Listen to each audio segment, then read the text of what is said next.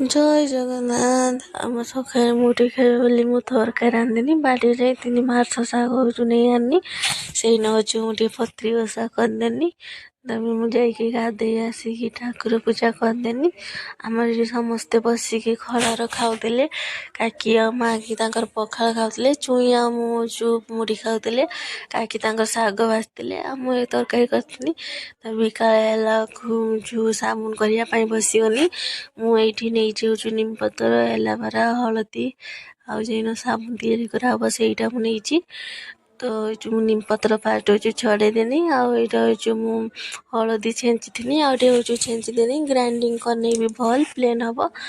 ତ ମୁଁ ଛେଞ୍ଚିଦେନି, ତାପରେ ଏଲୋଭେରା ମୁଁ ମଝିରୁ କାଟିଦେନି, କାଟିକି ତା ରସ ସବୁ ମୁଁ ତାଟିଆକୁ କାଢ଼ିଦେନି। ତ ମୁଁ କମ୍ କି ଏଲୋଭେରା ନେଇଥିଲି, ତ କମ୍ କି ଆମର ତା ରସ ବାହାରିବ। ତାପରେ ସେଇ ସାବୁନ ଯେମିତି ତିଆରି କରିବ ସେଇଟା ମୁଁ ପିସ୍ ପିସ୍ କରି କାଟିଦେନି। ଛୋଟ ଛୋଟ କାଟିଦେଲେ ଜଲ୍ଦି ମେଲ୍ଟ ହେଇଯିବ। ବଡ଼ ବଡ଼ ବେଶୀ ପିସ୍ ପିସ୍ କରିନି ନା, ମାନେ ମେଲ୍ଟ ହବନି। ତ ସେଇଟା ଛୋଟ ଛୋଟ ମୁଁ ପିସ୍ ଭଳିଆ କାଟିଦେନି। ତାପରେ ମୁଁ ଗରମ ପାଣିରେ ଟିକେ ମେଲ୍ଟ କରିଦେଲି।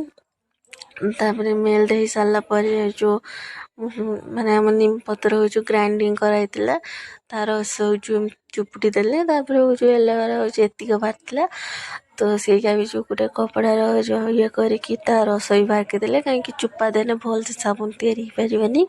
ତ ଖାଲି ତା ରସ ଦିଆହେଲା।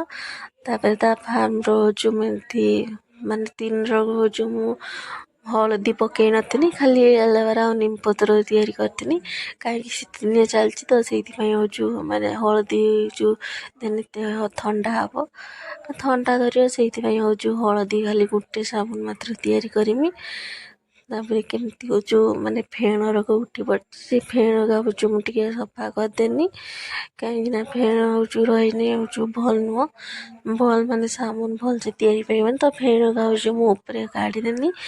ତାପରେ ହଳଦୀ ମୁଁ ମିଶାଇଦେନି, ମାନେ ସେ ଇଏର ସାବୁନ ଯେ ତିଆରି କରିଦେନି। ତ ସେଇଟା ମୁଁ ଗୋଟେ ଫାର୍ମ ରଖିଦେନି। ତା 5 ମିନିଟ୍ ରଖିଲା ପରେ ମୋ ସାବୁନ ତିଆରି ହେଇଗଲା। ତାପରେ ମୁଁ କାଢ଼ିକି ଦେଖିନି, ବଢ଼ିଆ ସୁନ୍ଦର ତିଆରି ହେଇଯାଇଛି।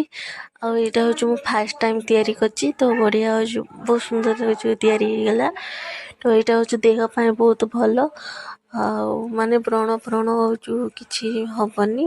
ତ ଏଇଟା ସମସ୍ତଙ୍କ ପାଇଁ ବି ଭଲ, ଛୋଟ ଛୁଆଙ୍କ ପାଇଁ ଆହୁରି ଭଲ। ତ ରହୁଛୁ, ବାଏ, ସବସ୍କ୍ରାଇବ୍ ପ୍ଲିଜ୍।